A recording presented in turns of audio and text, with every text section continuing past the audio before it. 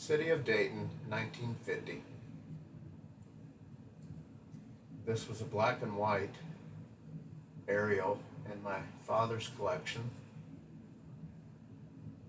that I have been colorizing for quite some time now. It is a very tedious, sometimes boring process.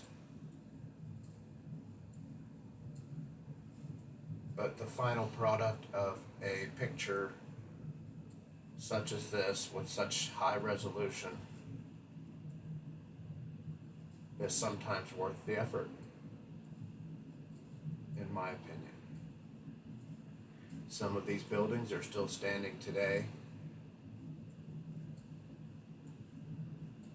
and that's what makes this picture so awesome to look at. There are a lot of street views of these areas from the river, from back in the day, but an aerial like this is just priceless in my opinion. It'll take some time, especially if I get into the weeds here and really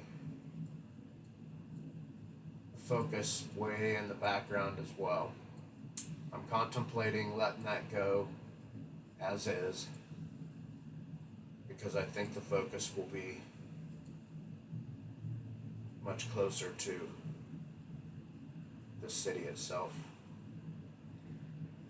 None of these homes through here are there anymore. I-75 goes through here. It's kind of hard to see where my cursor is.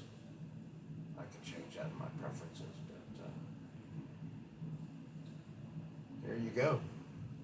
This is